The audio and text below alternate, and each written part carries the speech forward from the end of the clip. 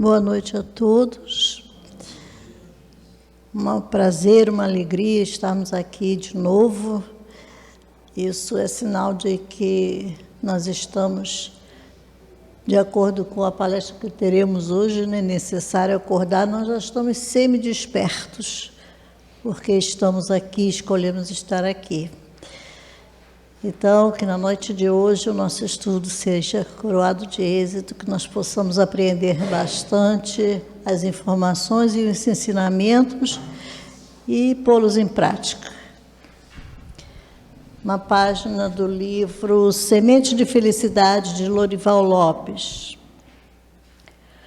Não tenha medo do amanhã.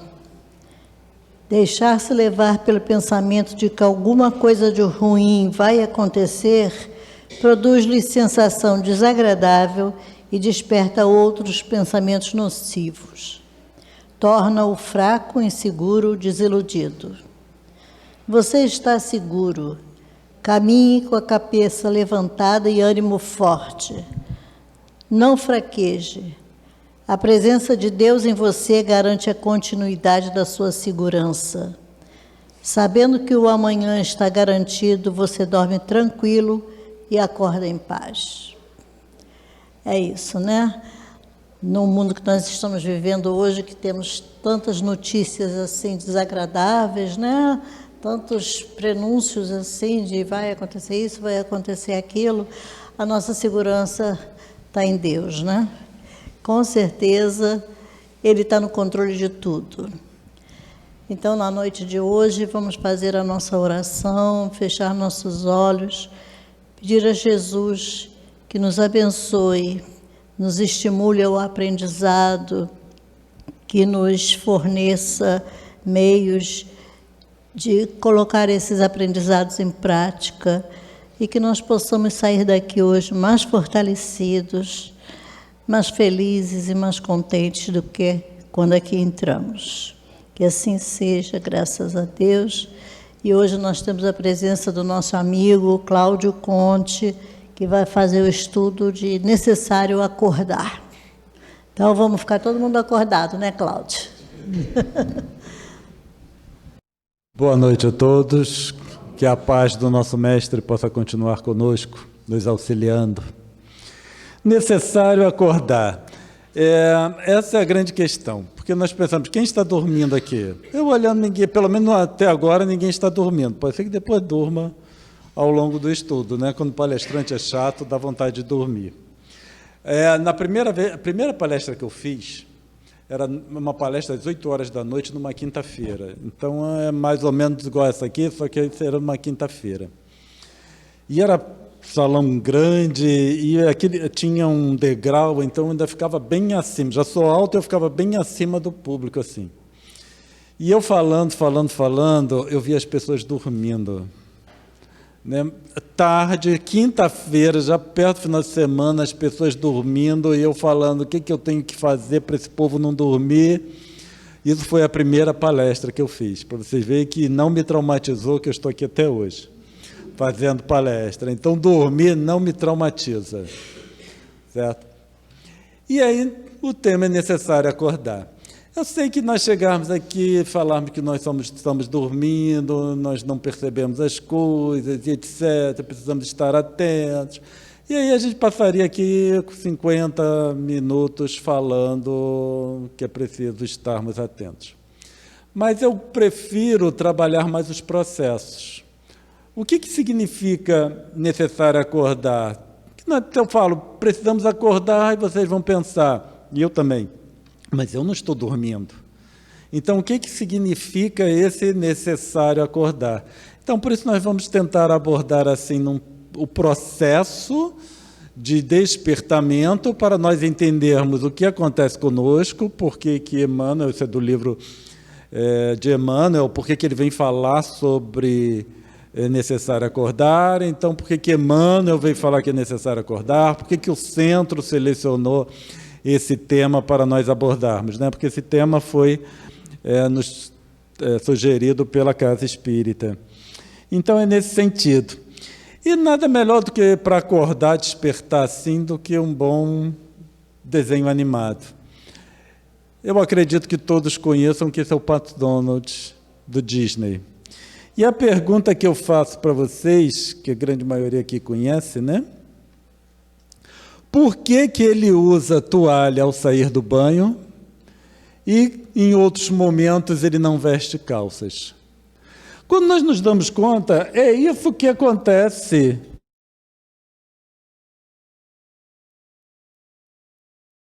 É isso que acontece nos desenhos animados, porque eu acredito que a maioria de nós aqui acompanhou o Pato Donald.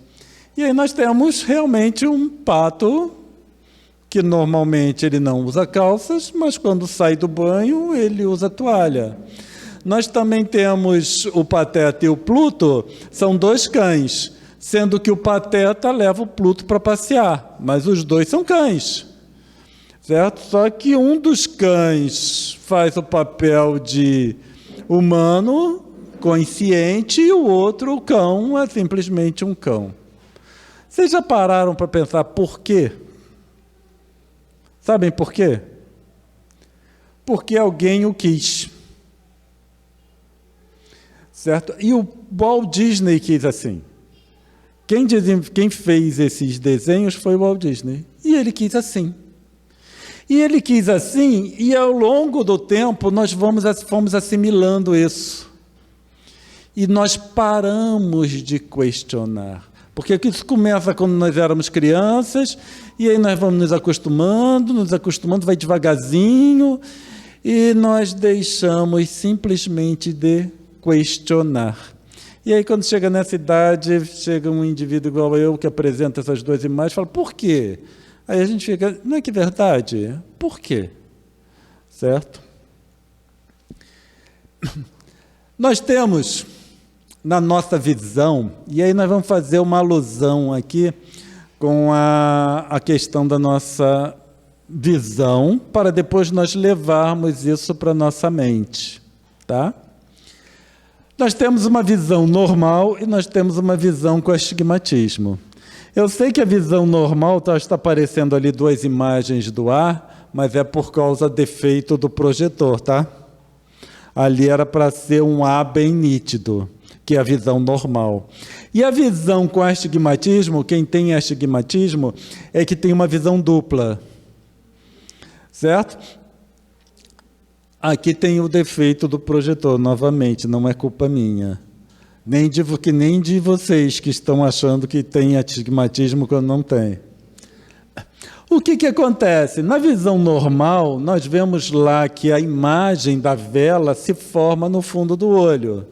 E tem uma imagem apenas. Ela está de cabeça para baixo, porque é assim que se forma a imagem no fundo do nosso olho. Então, no fundo do meu olho, todos vocês estão de cabeça para baixo. O cérebro é que bota de cabeça para cima. Tá? E aí eu vejo vocês de cabeça para cima. Quando tem astigmatismo, existe um defeito na córnea. Vocês veem que aquela bolinha na frente, ela está mais acentuada. Então é um defeito na córnea. Por causa desse defeito, existe a formação de duas imagens na retina, no fundo do olho, como vocês veem nessa imagem aqui. Aí o que acontece? O cérebro pega essa informação e ele vê duas imagens sobrepostas. Pois é, né? E aí essas imagens sobrepostas, nós não temos a nitidez, certo? Isso é como funciona a nossa visão, o normal, e quem tem problemas de astigmatismo. E aí o que nós fazemos? Aqueles que têm astigmatismo, eles buscam um médico, um oftalmologista, ele vai medir aquela deformação da córnea, certo? E vai prescrever uma lente de correção. E é o famoso óculos ou lente de contato. Então, nós colocamos esses óculos. O óculos, a lente do óculos, na verdade, ela deforma a luz.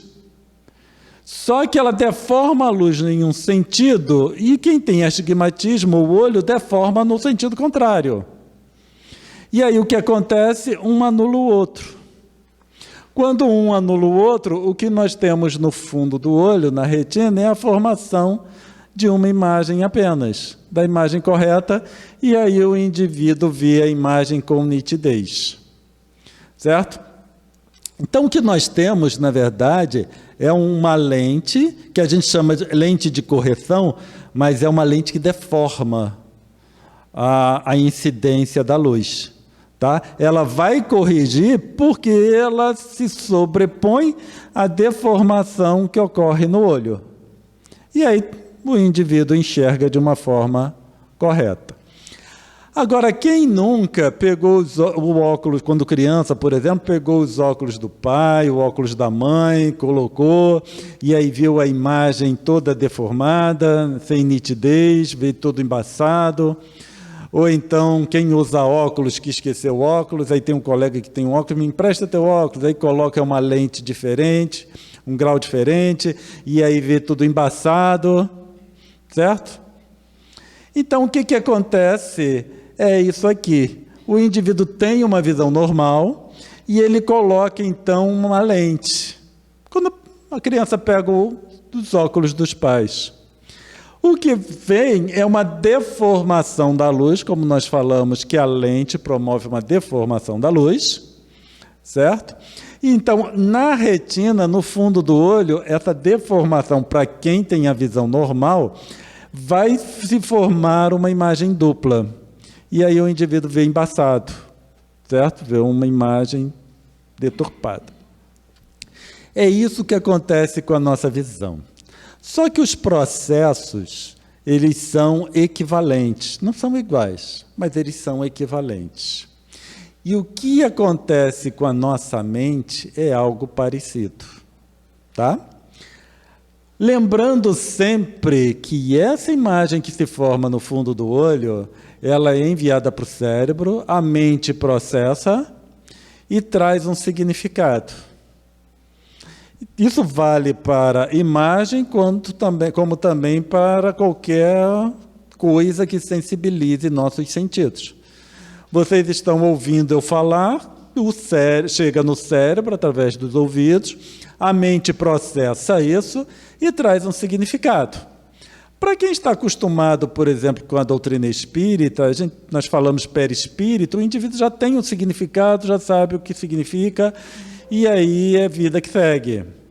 Mas quem não está acostumado com a terminologia espírita, por exemplo, ouve a palavra perispírito, aí vai pensar, o que é perispírito?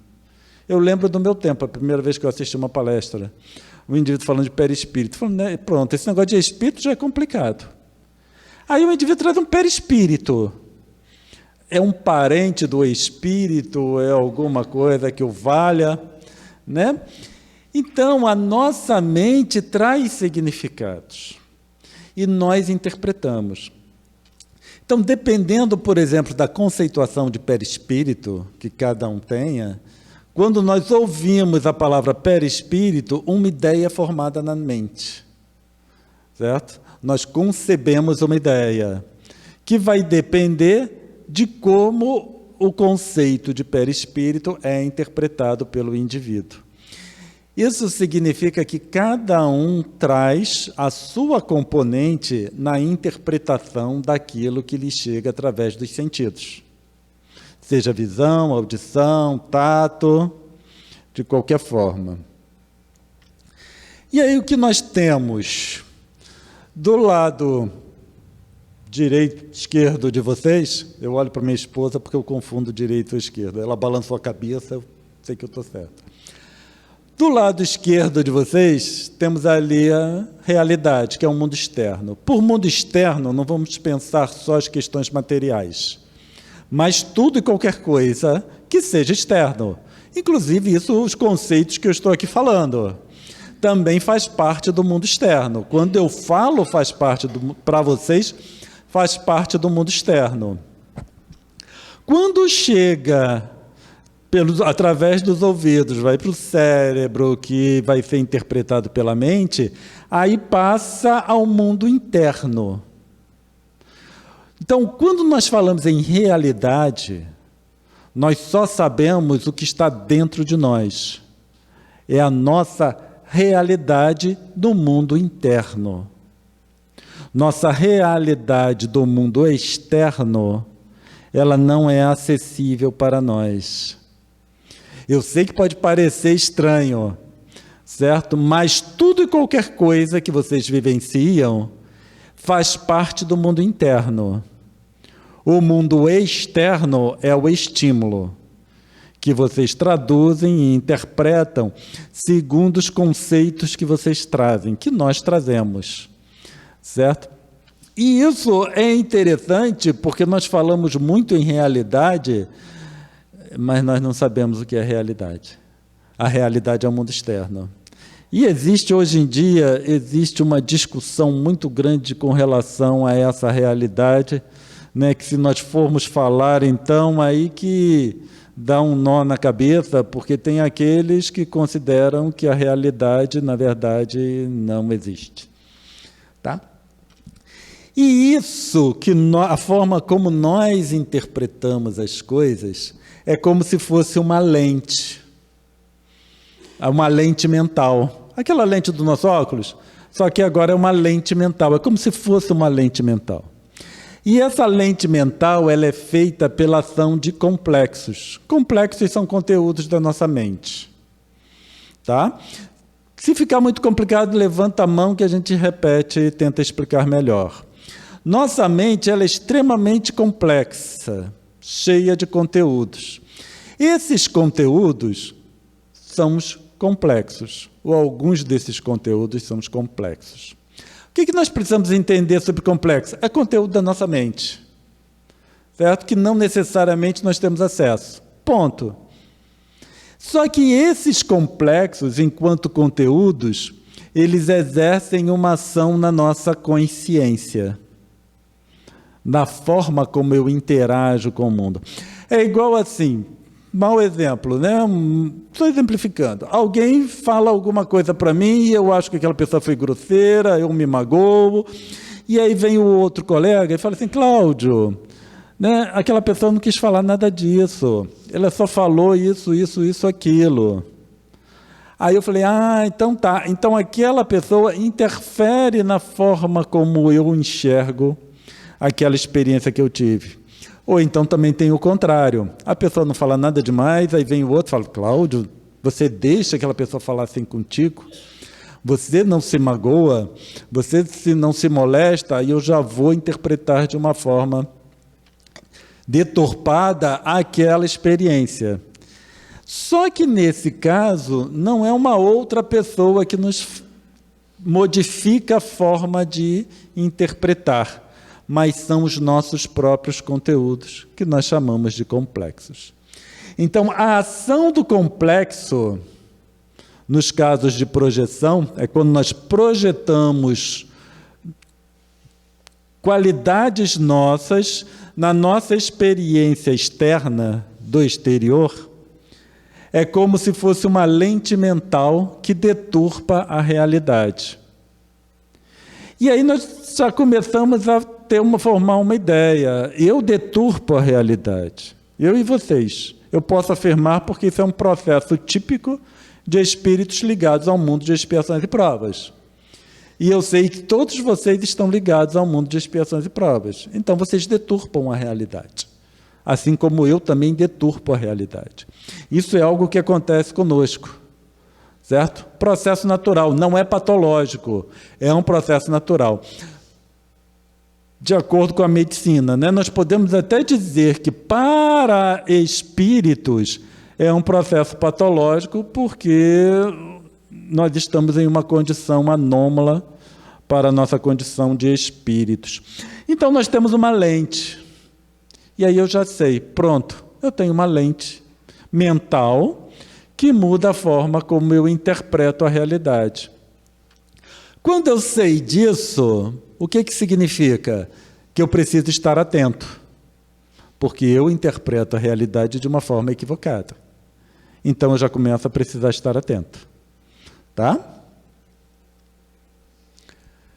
Na psicologia junguiana, só falando o que é projeção, para dar uma conceituação mais técnica, essa terminologia é para a psicologia junguiana, tá? Freud usa termo projeção de um outro conceito.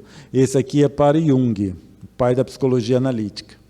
Então, na psicologia analítica junguiana, o termo indica o processo psicológico, então é um processo natural para todos nós, de estranhamento, que já temos um estranhamento nesse processo psicológico, segundo o qual o sujeito, que somos nós, na relação que mantém com um objeto, então nessa relação com o mundo exterior, transfere e inclui no próprio objeto qualquer gênero de conteúdos que sejam fundamentalmente de sua pertinência.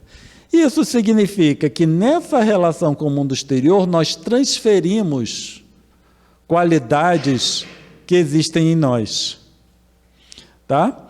Então, aquele exemplo que nós falamos sobre perispírito, que vai depender da conceituação de cada um, isso é válido para tudo e qualquer coisa, na nossa relação com o próximo e na nossa relação com o mundo, com as situações, com as nossas experiências.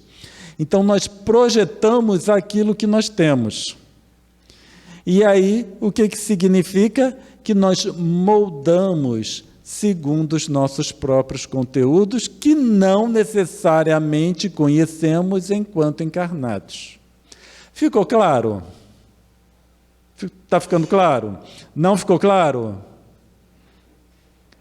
Então vamos lá. Eu tenho uma interpretação de perispírito, que o perispírito é feito de concreto.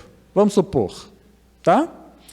E aí chega alguém e fala para mim, não, o perispírito e etc. O que eu vou imaginar? Uma estrutura de concreto, certo? Porque esse é o conteúdo que eu tenho.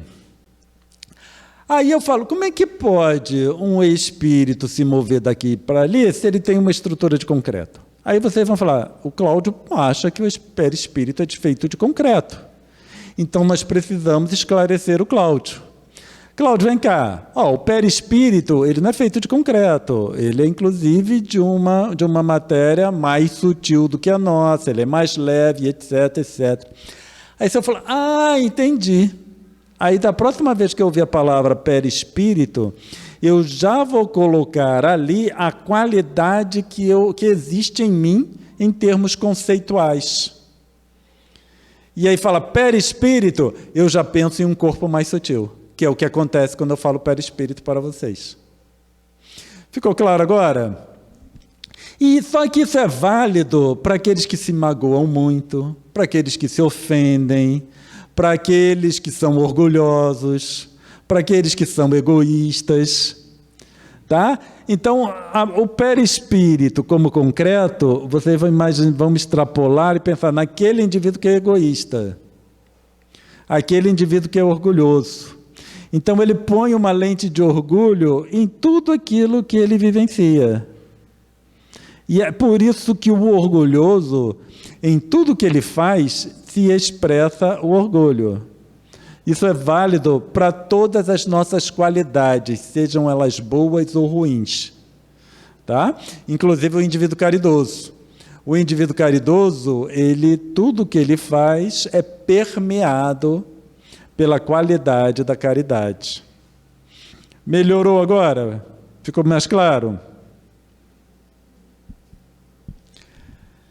Jung diz o seguinte: há aspectos inconscientes da nossa percepção da realidade. Tá? O primeiro deles é o fato de que, mesmo quando os nossos sentidos reagem a fenômenos reais e a sensações visuais e auditivas, tudo isso, de certo modo, é transposto da esfera da realidade para a da mente. Tá? Dentro da mente, esses fenômenos tornam-se acontecimentos psíquicos, cuja natureza radical nos é desconhecida. Qual é a complicação disso tudo? É que nós conduzimos a nossa vida baseado na nossa interpretação da realidade. Oi? que é deturpada.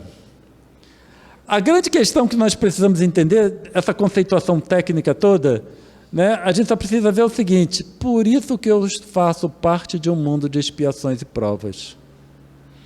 Por que nós fazemos parte de um mundo de expiações e provas? Porque nós temos uma visão deturpada da realidade. E essa visão deturpada da realidade nos leva a tomar decisões, a ter comportamentos de uma forma ou de outra que é compatível com o mundo de expiações e provas. Só que eu quero sair de um mundo de expiações e provas. Todos nós queremos sair de um mundo de expiações e provas. Nós falamos muito em mundo de regeneração. Então, se eu quero sair de um mundo de expiações e provas, o que eu preciso fazer? Aprimorar meu entendimento da realidade.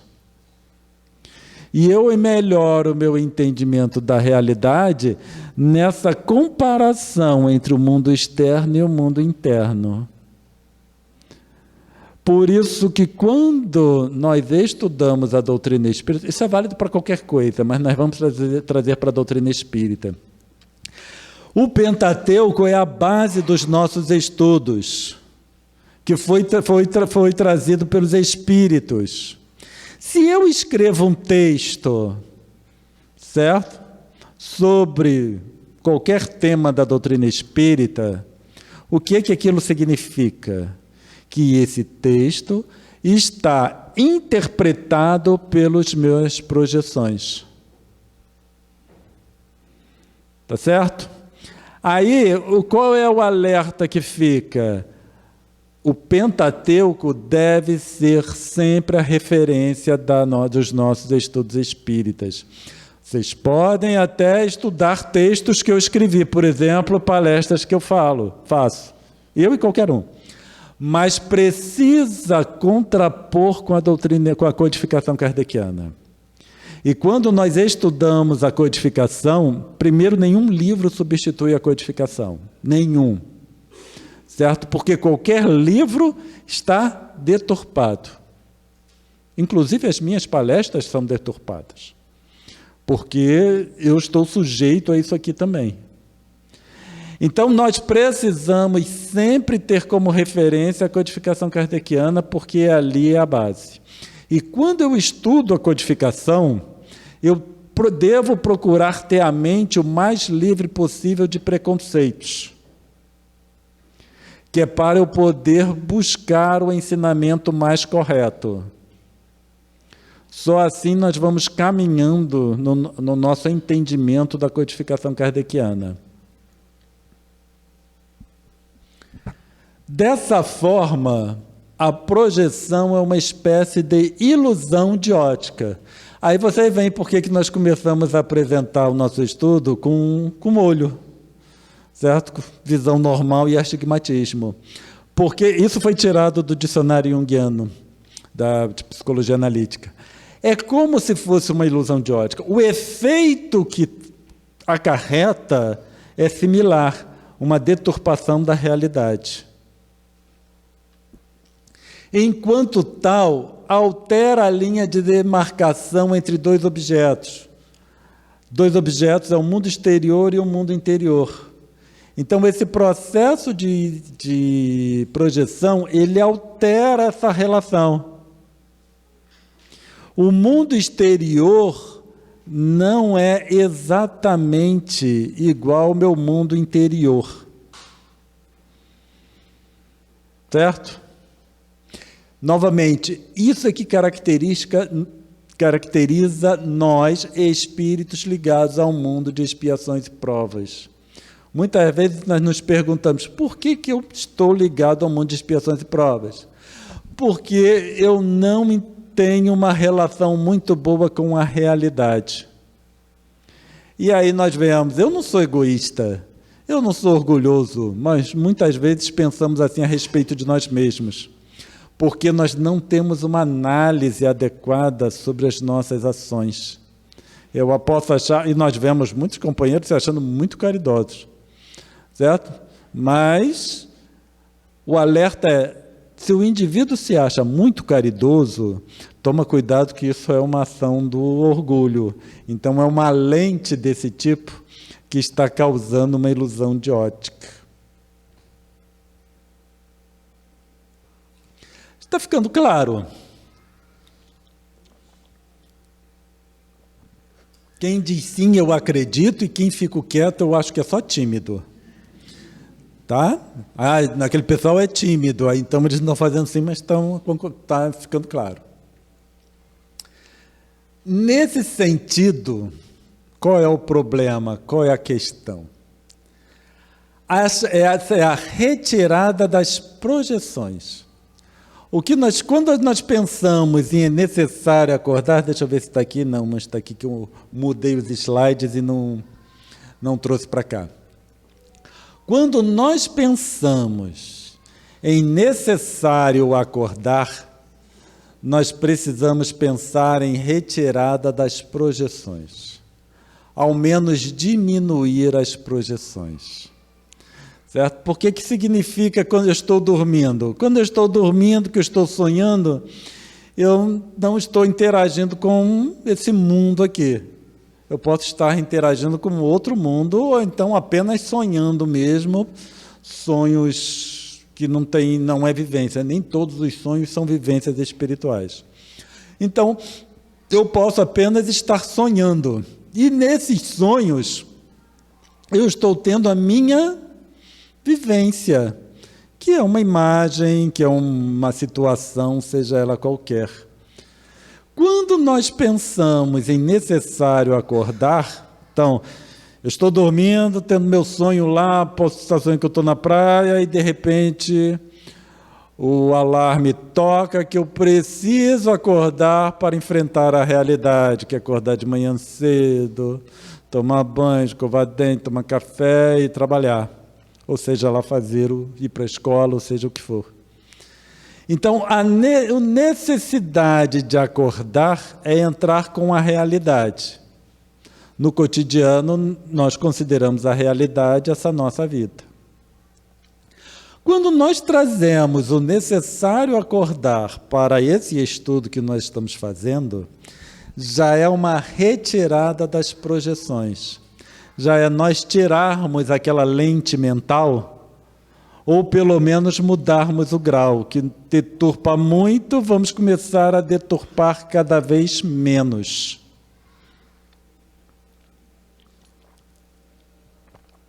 Porque nós não conseguiremos sair de um sono, que é o estado que nós nos encontramos, para o desperto de um momento para o outro.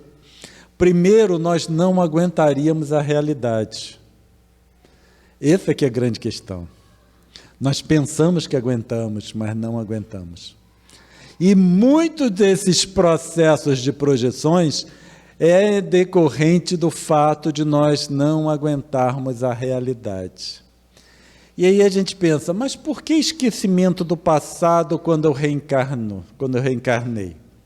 E nós encontramos até algumas pessoas achando isso um erro de Deus, certo? Porque diz que nós estamos aqui nessa situação em decorrência de erros passados, mas se eu não lembro dos erros passados, o que adianta a minha vivência aqui? Mas o esquecimento do passado é porque também nós não aguentamos. Nossa estrutura mental não aguenta a realidade. Ela não aguenta lembrar as nossas outras experiências, nossas outras encarnações. E essa encarnação não aguenta nem a realidade dessa mesma encarnação. E aí nós vivemos à base de projeções. Porque muitas dessas projeções nos colocam na condição de conforto. Sabe aquela área de conforto? Eu estou na minha área de conforto e não quero sair dela. Exatamente, ela está lembrando o mito da caverna de Platão. Exatamente isso, nós vivemos na projeção. Não aguentamos a realidade. E, por incrível que pareça, muitas vezes nós não aguentamos nem a realidade que é apresentada na codificação kardeciana. A gente pode falar assim, nós vemos muitos companheiros deturpando aquilo que está escrito, porque leva para uma condição de conforto.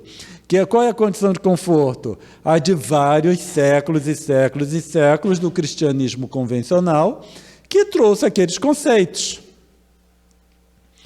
E aquilo já é um conceito que eu estou acostumado. E aí vem a doutrina espírita e vem dizer que alguma coisa é diferente. Aí o indivíduo se remete àquela interpretação. Certo? Um bom exemplo é a ideia de que a doutrina espírita é o tríplice aspecto, é ciência, filosofia e religião. Isso é uma deturpação da realidade, porque em nenhum momento Kardec colocou isso. Na codificação nós não temos essa informação. Certo? É o das manifestações, da filosofia e princípio decorrente e das consequências, da aplicação dessa filosofia. Isso aqui é o tríplice aspecto, que Kardec traz claramente logo no início do Livro dos Espíritos. Mas alguém, que foi um brasileiro, colocou ciência, filosofia e religião, e aí as pessoas repetem isso com muita facilidade. Certo? Porque a ciência eu não entendo, filosofia eu não entendo, fico com a religião. Religião é a repetição da mesma coisa. Né? Então, aí acaba nós mudando essa interpretação, esses conceitos. Existem alguns outros que nós conseguimos identificar quando recorremos à codificação kardeciana. Tá? Seguindo, então. O que acontece? Quando nós temos o nosso mundo externo que colide com o mundo interno por algum motivo, nós entramos em contato com o mundo externo. Aí surge o conflito. É conflitante. Uma vez eu estava fazendo um estudo, era esses cursos regulares nas casas espíritas sobre o livro A Gênese.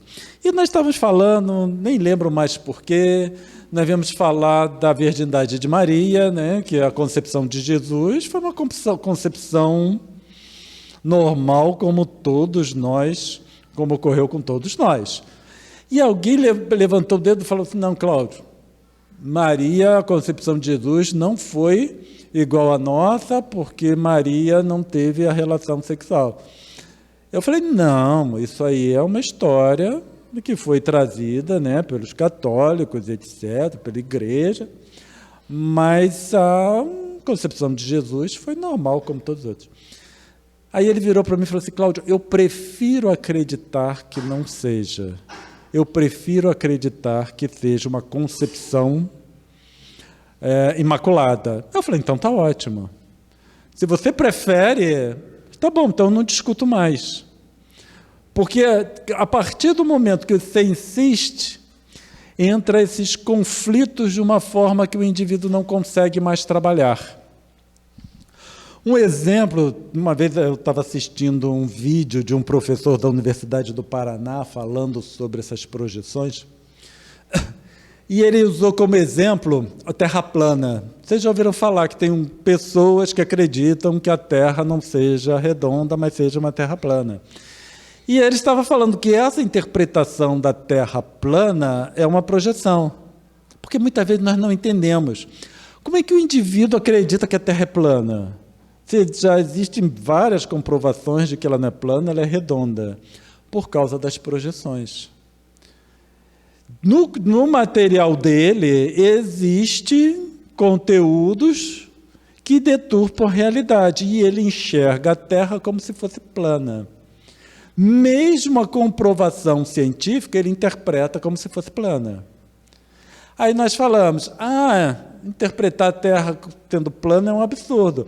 Mas tem muitas pessoas que acreditam que o mundo foi criado há 4.000 anos, ou 6.000 anos atrás. Que é a teoria que se encontra no Velho Testamento. que o mundo foi criado há 6.000 anos atrás. E que Deus criou o mundo em 6 dias. E no 7º, Deus inclusive cansa. Nessa teoria, Deus cansou e no 7º ele descansou. Parece até eu. Né? E em muitos acreditam por quê? Por causa das projeções.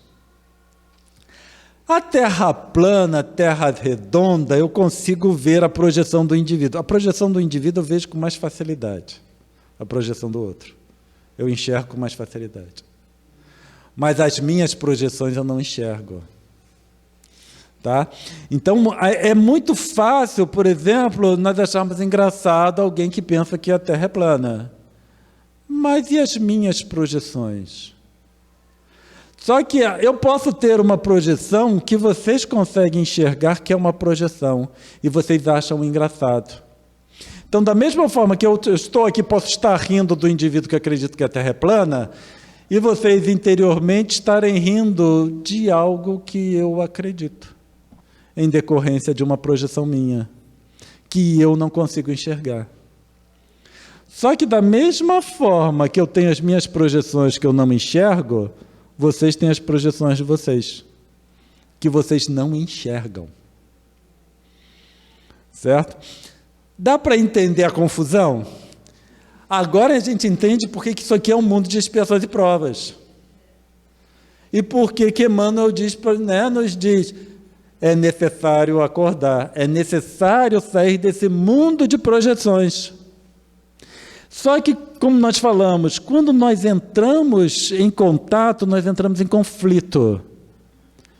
Pode parecer um absurdo o que eu vou falar, mas essa é a melhor condição para nós, quando entramos em conflito.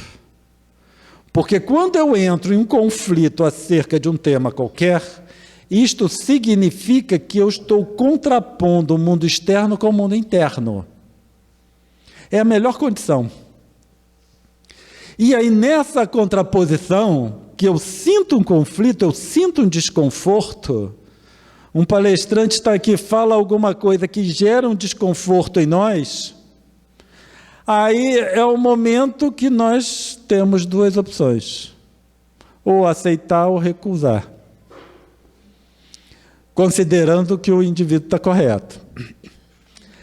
Então, na primeira situação, isso é válido para qualquer coisa, tá? Não é só para as questões espíritas, não, mas na nossa relação com a realidade. Nós podemos levar a uma negação da realidade. Tá? E aí, quando nós negamos a realidade, eu digo que eu não quero ver, não é dessa forma, eu digo que não é dessa forma sem analisar. Veja bem. Tá? Porque eu posso dizer aqui para vocês, 2 mais 2 é 5. Aí você diz, não, isso aí está errado, eu não aceito dessa forma porque 2 mais 2 é 4. Mas vocês sabem por que 2 mais 2 é 4? Vocês analisaram o 2 mais 2 igual a 5 e chegaram à conclusão que está errado? A questão é analisar e chegar à conclusão que eu estou certo ou eu estou errado. Tá? Que é quando nós entramos nesse conflito. E aí, se eu nego a realidade sem analisar, ocorre um aumento da projeção. Esse aumento da projeção leva a uma rigidez mental. A fanatismo religioso é rigidez mental. Certo? Quando nós pensamos em fanatismo, é rigidez mental. Eu não quero ouvir o que o indivíduo tem para me falar, porque a minha crença é essa que é a verdadeira. E é interessante que todas as religiões dizem serem detentoras da realidade. Todas elas. Agora eu vou falar um segredo para vocês. Nós, do movimento espírita, também acreditamos isso com relação ao espiritismo. Certo? Sendo que, na codificação, nós temos a informação que não trouxeram toda a verdade. Mas, mesmo assim, nós temos o Espiritismo como toda a verdade. Mesmo eles tendo falado que no Espiritismo não se encontram todas as verdades. No cristianismo trazido por Jesus também não estava toda a verdade. Isso é informação contida na codificação kardeciana, não sou eu que estou falando. Mas nós nos atemos a toda a verdade, porque o conceito que nós trazemos é que religião é detentora de toda a realidade. É essa a projeção que nós temos. Só o que acontece? Nós acabamos projetando no Espiritismo todas essas projeções comuns às religiões. Na codificação está escrito, né, que fora da caridade não há salvação. E eles dizem, nós não estamos dizendo que fora do Espiritismo não há salvação. Então, eles não dizem que fora do Espiritismo não há salvação. Isso significa que fora do Espiritismo também há salvação. Certo? Então, também nós não podemos trazer para nós que só o Espiritismo liberta. Isso é informação da codificação. Está lá no Evangelho segundo o Espiritismo. Nós não dizemos que fora do Espiritismo não há salvação. Fora da caridade que não há salvação. Então, nós precisamos evitar essa rigidez. A rigidez mental é a pior condição que nós podemos entrar. E espíritos compatíveis com o mundo de expiações e provas se caracterizam por essa rigidez mental. Agora, a outra opção é, nesse confronto com a realidade, é a aceitação.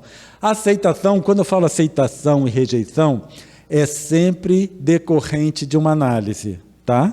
Nós precisamos analisar. Não é aceitar cegamente, nem rejeitar cegamente. É analisar. Analisando, nós chegamos a uma conclusão ou outra. Quando ocorre essa aceitação, eu verifico que o meu mundo interno está errado e o correto é meu mundo... Obrigado. E o correto é meu mundo... que o correto é o mundo externo, aí eu promovo uma quebra da projeção. Eu tenho uma integração do complexo. Aquele conteúdo que estava interagindo e criando uma lente mental, ele se integra com o indivíduo. Então ele desaparece. Ele deixa de influenciar a nossa percepção da realidade. Então, quando nós falamos em reforma íntima, nós estamos falando isso. Quebra das projeções. Necessário acordar é quebra das projeções. São tudo isso levado para essas quebras dessas projeções, onde nós passamos a interpretar, interagir com a realidade de uma forma mais adequada. Então, espíritos elevados, eles não têm essa lente mental que deturpa a realidade, porque eles já tiveram uma integração completa da mente, da estrutura psíquica. Então, se vocês pudessem ver assim a minha estrutura psíquica, a minha mente, vocês vão ver uma esfera, mas cheia de bolinha, sabe? Salpicado de bolinha, de tudo quanto é forma, de tudo quanto é tamanho, de tudo quanto é cor, de tudo quanto é jeito. E do meu lado, um espírito evoluído. E vocês pudessem olhar também a estrutura mental deles, vocês vão ver uma esfera limpa, límpida, sem esses nódulos, sem esses conteúdos, porque eles já promoveram toda a integração desses conteúdos. Então, quando nós pensamos em evolução espiritual, nós precisamos pensar na integração desses conteúdos. Isso que é evolução espiritual. É uma percepção mais em acordo com a realidade, significando avanço no processo evolutivo. Então, a cada projeção que nós conseguimos integrar, é um avanço no processo evolutivo. Por isso que não tem como mensurarmos a evolução espiritual, porque eu não consigo contar quantos conteúdos que foram integrados pela minha mente. Está ficando claro?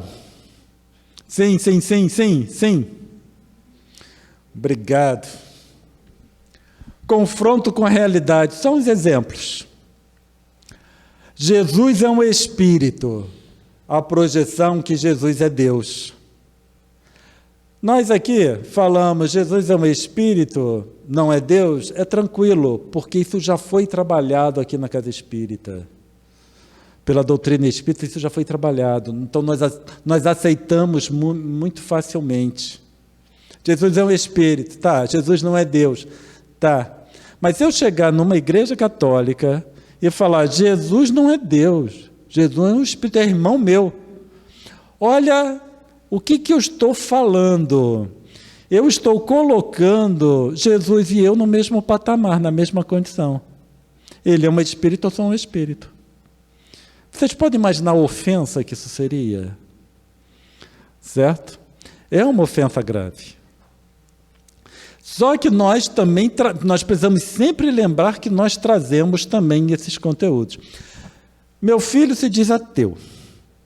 E aí uma vez ele estava falando comigo, dizendo, não, porque tem um escritor, né, inglês que bota abaixo as religiões e etc. Ele falou, algum dia, qualquer dia eu vou numa porta de uma igreja dessas com esse livro, vou confrontar aquele pessoal com esses conteúdos, quero ver eles acreditarem, né, como é que eles vão responder. Eu falei assim, eu acho que você deve fazer isso, mas antes você tem que entender o que eles dizem, que é para você conseguir entender, né, o que eles querem dizer. Porque só eu aqui chegar para vocês e jogar um monte de coisa é fácil. Mas eu tenho que entender o que vocês estão me dizendo para eu contrapor. Essa contraposição é complicada. Ele me olhou assim, aí eu acho que ele desistiu da ideia. Né? Pelo menos eu não soube dele ter ido para uma porta da igreja, não. Mas ele sabe que eu sou espírita, é claro, sabe que eu faço palestra. Então, na verdade, aquilo estava me confrontando mesmo, né? Mas você tem que entender o que eu falo. Eu entendo o que ele fala, porque eu já li aquele livro que ele estava se referindo. Mas ele entende o que eu falo? Não, então... Outra, que o Novo Testamento, isso é realidade, o Novo Testamento é seleção humana. E Cláudio que está dizendo, não, vocês podem ir lá, Evangelho segundo o Espiritismo, logo na introdução, Kardec coloca que o Novo Testamento ele é composto de 5 partes, tem a primeira, tem a segunda, tem a terceira, tem a quarta, só a quinta que ele diz que são os ensinos morais de Jesus, que é incontestável. As outras 4 partes é tudo discutível. Kardec diz, não sou eu, está lá, na introdução do Evangelho segundo o Espiritismo. Aí tá bem, aí uma vez alguém me passa para fazer um estudo de uma parábola que não consta no Evangelho segundo o Espiritismo, mas que consta no Novo Testamento. Aí tu lê a parábola, não faz menor sentido, porque lá diz que a planta vira uma árvore frondosa. E aquele tipo de planta não vira uma árvore, aquilo é um arbusto. Certo? Aquilo não vira árvore. Aí eu passei metade da palestra para dizer que aquela árvore, aquela espécie não vira uma árvore frondosa, aquilo é um arbusto. E que aquela parábola não foi selecionada pelos Espíritos para o Livro dos Espíritos, para o Evangelho. Aí, para depois, na segunda metade, eu pegar uma parábola que consta do Evangelho segundo o Espiritismo, que faz todo sentido, para explicar. Então, o indivíduo, eu gastei metade da palestra, metade do tempo, para dizer que aquela parábola estava errada. Na transcrição, houve um erro. Porque o Novo Testamento foi selecionado pelos homens. Parte tem inserções de interesses da época. Então tem Kardec fala isso, não sou eu. E outra parte, né, Kardec vai tratar isso lá no livro A Gênese, lá no final do livro A Gênese, onde ele faz uma análise dessas passagens que são assim, né, uma coisa fantástica. E é assim que a gente aprende analisando. A projeção é que o Novo Testamento é a palavra de Deus. Isso é uma projeção. Eu às vezes, eu sou muito assim, eu falo as coisas e simplesmente sai, sabe? Estou fazendo uma palestra, a coisa simplesmente sai. Aí, uma vez fazendo uma palestra, eu falei, não, porque o Novo Testamento, a Bíblia não é a palavra de Deus. Saiu assim, naturalmente. Aí eu vi lá no final, assim, uma meia dúzia se levantando e indo embora. Aí, no final da palestra, eu falei para minha esposa, que está aqui, eu falei que a Bíblia não é a palavra de Deus, levantou uns 5 e foram embora. Aí depois, numa outra vez, nós estávamos assistindo uma palestra e teve um palestrante que falou a mesma coisa, só que ele falou de uma forma mais suave. Aí minha esposa vira para mim, viu? Viu como é que você fala? Aí eu falei assim, aprendi. Mas sai natural. Tem certas coisas que saem natural. A Bíblia na palavra de Deus, isso sai naturalmente, porque, afinal de contas, isso está no Evangelho segundo o Espiritismo. Teve uma vez, eu estava fazendo um estudo do Evangelho, e eu comparei a doutrina de Jesus com a filosofia socrática. Alguém se molestou pela comparação que eu fiz, certo? E realmente me corrigiu, disse que aquilo não era possível, que isso, que aquilo, e na frente das outras pessoas. Eu deixei, depois eu falei, mas esse está no Evangelho segundo o Espiritismo. Não sou eu que comparei, Kardec comparou. Então, eu posso, sim, aqui numa casa espírita, comparar. Se alguém não concorda, tá bom, mas não pode me corrigir, ou não deve me corrigir, porque isso aqui é uma casa espírita. Nós estamos estudando Espiritismo. Kardec diz isso. Uma vez eu falei alguma coisa também, estava no livro de Joana de Ângeles, alguém levantou o dedo e falou assim, eu não concordo com isso não. Eu falei, não tem problema, você conversa com Joana, fala para ela modificar, que eu modifico o que eu falei. Eu não vou discutir com Joana. Se Joana falar, isso aqui, o que eu falei estava errado, é isso aqui, eu mudo. Aí eu falei para a pessoa ficou quieta, graças a Deus. O Velho Testamento estabeleceu o Deus único. O Velho Testamento não estabeleceu o conceito de Deus único, ele informou. Certo? Porque o que nós temos até hoje é o politeísmo. Fala, não, todo mundo fala Deus único, todo mundo fala Deus único, mas você vai para o católico, é um Deus, tu vai para o evangélico, é um Deus, tu vai para o espírita, é outro Deus. É o mesmo nome, mas as definições são diferentes. A partir do momento que a definição é diferente, são vários deuses. Então, no meio cristão, nós vivemos um politeísmo. Tá? Se fosse o monoteísmo no meio cristão, aí não existiria tantas religiões, tantas variantes do cristianismo, existiria um só. Porque Kardec também coloca isso na codificação. Quando todos estiverem sob um único Deus, todas as religiões se unirão. Porque a que faz essa distinção é o chefe, que é Deus. Certo? É o conceito de Deus que norteia a religião em si. Então, o Velho Testamento informou. Ele não estabeleceu. Porque, até hoje, o Deus único ainda não foi estabelecido. No meio cristão, por exemplo. Certo? Pode ser que entre os espíritas tenha um Deus, os católicos tenham um Deus só. E, para falar a verdade, só entre nós, que ninguém está ouvindo, o conceito de Deus varia entre nós. Quando eu falo Deus, cada um de nós pensa de uma forma. Mesmo nós, todos nós espíritas, nós não trazemos o mesmo conceito sobre Deus, porque é impossível, na condição que nós nos encontramos, termos o mesmo conceito sobre Deus. Nós não temos nem o mesmo conceito sobre espírito. O que é o espírito? Tem lá a definição do Livro dos Espíritos, o princípio inteligente do universo. Mas o que nós entendemos sobre isso tem uma divergência muito grande. Já deu a nossa hora? Aí só mesmo nós íamos só ver no final o conteúdo do texto de Emmanuel no livro Pão Nosso, mas aí nós deixaremos para cada um de nós, nos nossos lares. Pode ler? Então vamos ler, já que nós tivemos autorização. Grande número de adventícios, ou não, adventícios é que são estranhos ao cristianismo, tá? Então, grande número de estranhos, ou não, aos círculos do cristianismo, acusa fortes dificuldades de compreensão e aplicação dos ensinamentos de Jesus. E por que isso acontece? Porque o Novo Testamento é uma salada de frutas. Tá?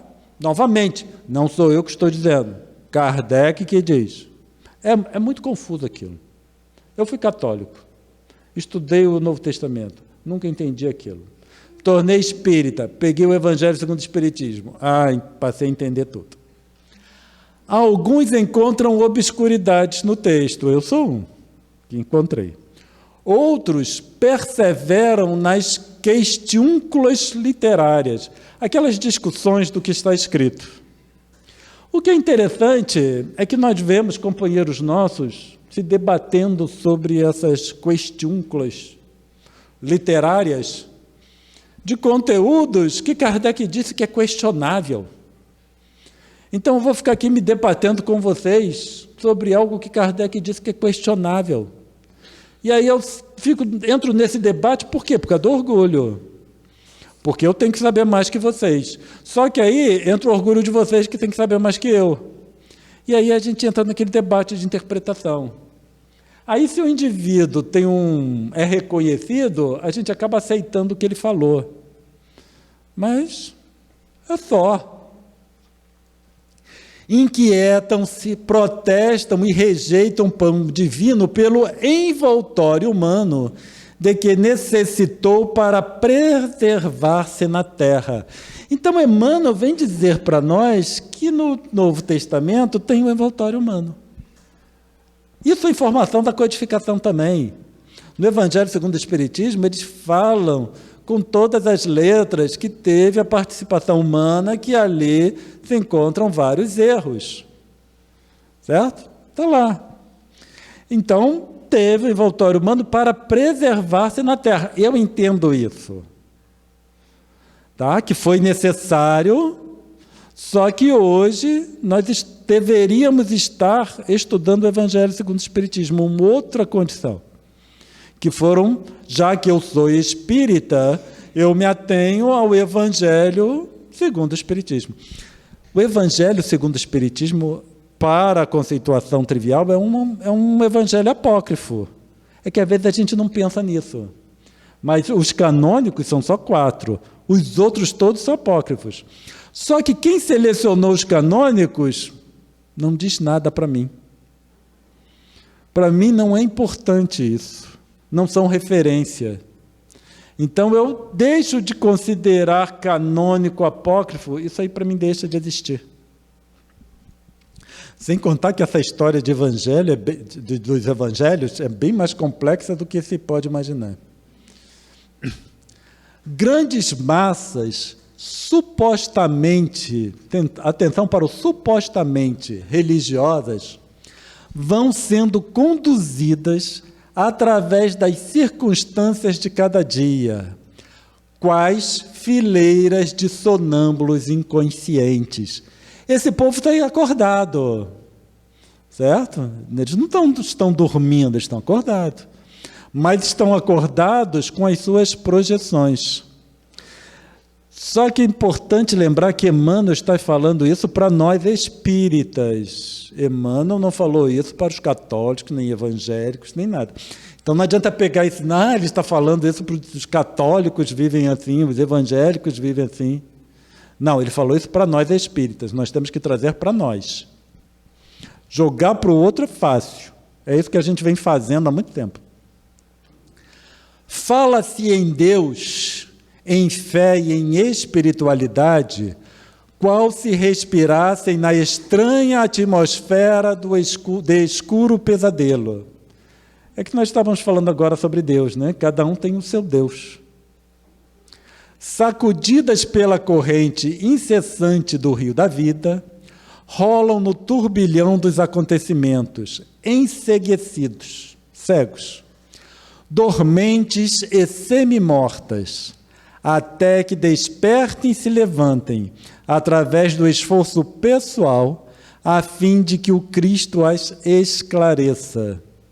Certo? Esforço pessoal é lidar com os conflitos.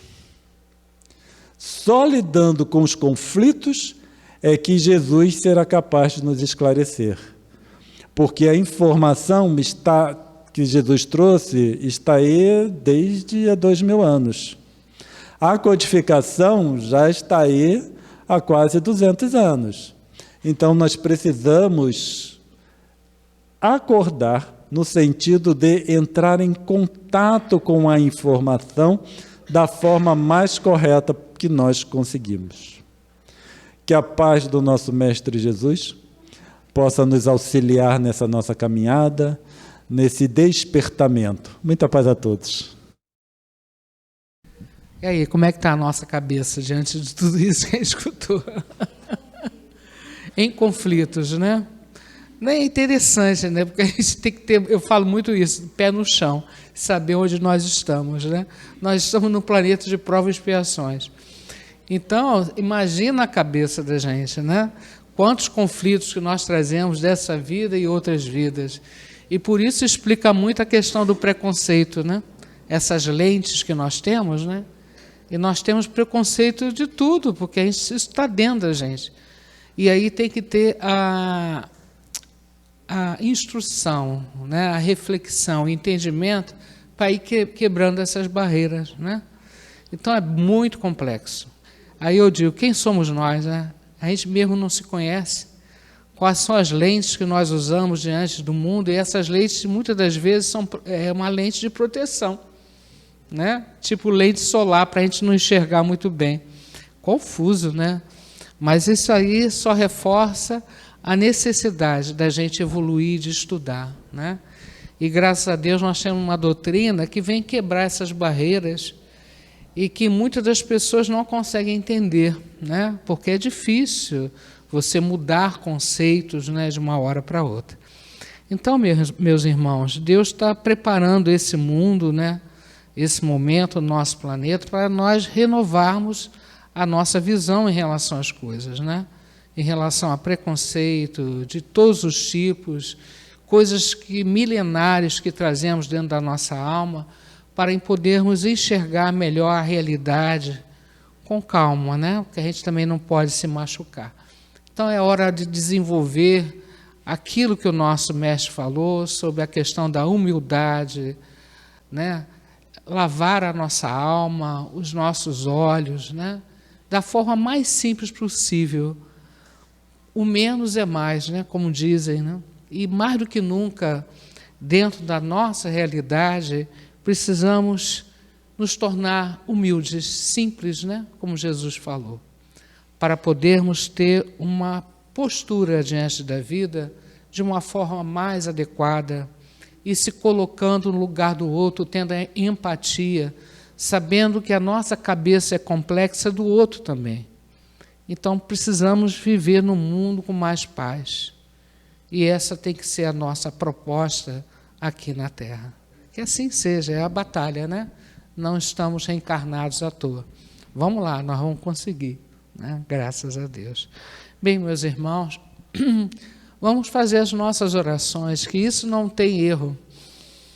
Orar é uma transfusão de energia, é um contato especial que fazemos com as energias superiores, com o nosso Pai Celestial. Através da oração, nós temos um contato muito especial com a realidade divina e temos a certeza dessa misericórdia do nosso Pai, né? Então, nós temos aqui, nesse momento, um momento de oração para os nossos irmãos desencarnados. Nós temos aqui especialmente ao nosso irmão Jorge Luiz, dos Santos. Júnior desencarnou no dia 16 agora. É o irmão que veio com uma deficiência, né, mental muito séria, e depois de alguns anos ele desencarnou, cumpriu a missão dele.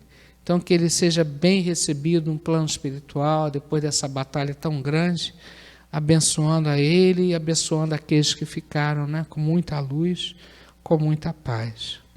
Deixa eu ver aqui. A nossa irmã Josiane de Araújo Barros desencarnou no dia 18. Uma irmã jovem, deixou filhos ainda pequenos.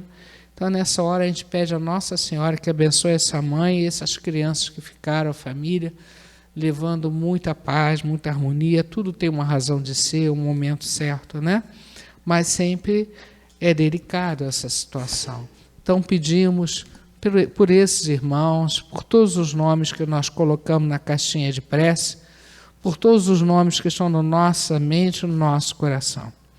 Que Jesus possa levar a cada um deles esse bálsamo, essa força espiritual que eles precisam para encontrar um pouco de paz, de harmonia, nesse retorno ao plano espiritual. E nós pedimos, Pai nosso, que estás no céu, santificado seja o vosso nome, venha a nós o vosso reino, seja feita a vossa vontade, assim na terra como no céu. O pão nosso de cada dia nos dai hoje, perdoai as nossas ofensas, assim como nós perdoamos os nossos ofensores, mas não deixeis cair em tentação, livrai-nos de todo o mal, que assim seja. Pai, a grande palavra no universo é o amor. O amor cobre a multidão de pecados. Então leve o nosso amor, aquilo que nós temos de melhor dentro de nós, energizando essa oração e chegando a esses corações todos que nós citamos aqui, que estão na caixinha de prece, os irmãos que estão aqui no plano espiritual, enfim, aonde essa energia humilde dessa casa puder ir, leve essa luz, leve esse abraço a todos esses irmãos. Que assim seja, graças a Deus. E continuamos nessa vibração tão carinhosa, porque, como sempre falo, nós ajudamos a formar essa energia bonita aqui, porque viemos em busca desse alimento espiritual. E esse alimento está aqui à nossa disposição. E esse alimento ele pode ser multiplicado, como Jesus multiplicou, né, os pães e tanta coisa. Então, nesse momento, Jesus vai recolher de nós as nossas energias, essa energia bonita que nós criamos aqui, vai multiplicar. Para onde? Para onde nós quisermos nesse momento. Para os nossos lares, especialmente, vamos mentalizar a nossa casa, as pessoas que lá estão, pedindo a Jesus que leve esse fluxo de energia superior para eliminar qualquer miasma, qualquer negatividade que esteja no nosso ambiente. Que o nosso lar seja energizado de muita paz e harmonia com a presença de Jesus na nossa casa, nosso ambiente de trabalho, para os nossos parentes, para todos os endereços que nós colocamos na caixinha de radiação, né? Para onde essa energia puder ir. Ela vai circulando, porque a energia produzida aqui já partiu e vai por aí afora, contribuindo para uma energia melhor no nosso planeta. E isso é fruto de cada um de nós aqui, que ajudamos a construir isso. E quando geramos coisa boa dentro de nós, nós, primeiramente, somos contaminados por essa energia positiva. E aí nós vamos curando um pouco mais a nossa alma, um pouco mais o nosso corpo físico, não é? Graças a Deus, que bom. E precisamos pedir pela nossa saúde física e saúde mental. Pelo pouco que o nosso irmão Cláudio Conte fez o esforço para nos mostrar o quanto a nossa mente é complexa, nós podemos entender um pouquinho por que tantos problemas mentais hoje em dia, tantos desequilíbrios Eu arrisco a dizer que todos nós temos um pouco, né? Senão nós não estaríamos aqui num planeta de provas e expiações. Com tanta projeção, com tanto acúmulo de informações, de vivências, de tantas vidas, nós trazemos um perfil, né, que apresenta algumas características que precisam ser reequilibradas, alinhadas às leis divinas. Para isso reencarnamos. Para isso passamos por experiências necessárias na nossa vida e muitas das vezes passamos pela dor, que é uma grande prova. Que possamos, nesse momento, pedir à falange médica do espaço, a Bezerra de Menezes, que traga a saúde, especialmente a saúde mental, que nós precisamos valorizar muito, compreendendo o quanto somos complexos e quanto o nosso próximo também é, os nossos familiares à nossa volta, e por isso temos que ter a empatia, amar uns aos outros. Tudo isso que o nosso mestre falou não foi à toa, foi a chave de como superar as nossas dificuldades e aprender a lidar na sociedade, no nosso lar, no nosso ambiente de trabalho, né? Diante dessa coisa tão complicada, tão difícil, que possamos, nesse momento, pedir à falange de Bezerra de Menezes que nos assista, que auxilie a todos nós que aqui estamos, e especialmente para a nossa irmã Elisângela Fragoso Reis da Rocha. Ela está na Rua Almirante Alexandrino, número 1368, andar 101, em Santa Teresa. A nossa irmã está justamente passando por um momento desse conflito espiritual, mental. Que a nossa irmã Elisângela seja protegida pela nossa casa, como já foi de outras vezes, e ela se recuperou. Então, nós precisamos buscar, não podemos nos afastar, né? Nós precisamos estar em algum lugar que nos chame sempre a razão, o equilíbrio. E graças a Deus estamos aqui hoje, né?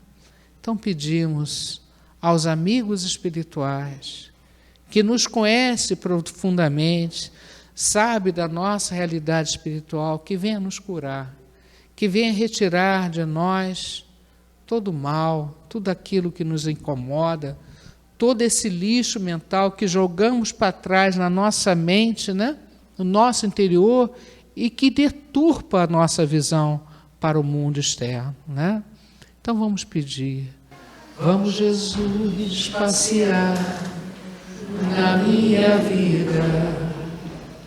Quero voltar aos lugares em que eu estive só. Quero voltar lá contigo, vendo que estavas comigo. Quero sentir teu amor a me embalar. Cura, Senhor, onde dói. Cura, Senhor, vem aqui. Cura, Senhor, onde eu não posso ir. Cura, Senhor, onde dói. Cura, Senhor, vem aqui. Cura, Senhor, onde eu não posso ir. Jesus sabe aonde está doendo em cada um de nós. Ele está aqui para nos curar, nos aliviar. Mas nós temos que fazer o nosso esforço. E o Mestre amado nos deixou o Evangelho tão bonito. E nós temos a alegria de termos o Evangelho segundo o Espiritismo, como disse o nosso irmão Cláudio. Kardec, né, orientado pelo plano espiritual, por Jesus, pegou a parte mais importante que não tinha discussão e trouxe para nós. E ali está toda a orientação que nós precisamos para alinhar o nosso pensamento a Deus e investir na nossa reforma íntima, né? Gratidão aos amigos espirituais, sempre. Graças a Deus. As águas do ambiente sejam fluidificadas, né? Que os irmãos nos hospitais, no asilo, sejam ajudados. Eu peço pela nossa irmã Valéria, a mãe da Vivi, que fez hoje uma ablação, que ela seja ajudada em nome de Jesus, em nome de Deus. Eu peço pelas nossas crianças que estão lá em cima, que estão vivendo o momento dessa gripe, né, essas dificuldades todas, que as crianças tenham a sua imunidade elevada, né? Graças a Deus. E vamos à última parte, que é o momento do passe, que é mais um carinho que vamos receber do plano espiritual.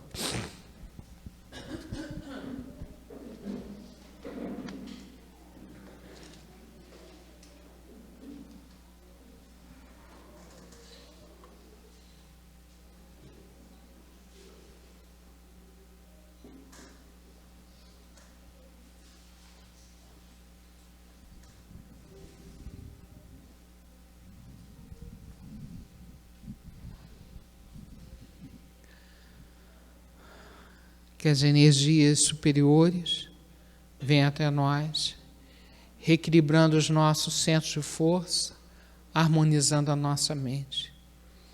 Brilhe a luz de Jesus, limpando a nossa lente mental, para que possamos enxergar a vida com mais amor, mas colocando o amor e humildade na nossa posição na Terra, no nosso olhar, vai ficar mais fácil para nós e para as pessoas à nossa volta, né? Então, Jesus, nos traga nesse momento essa bênção imensa. Jesus, é isso, uma beleza imensa, toda a recompensa de um amor sem fim. Jesus, é isso, uma nuvem calma, no céu de minha alma, eterno enfim.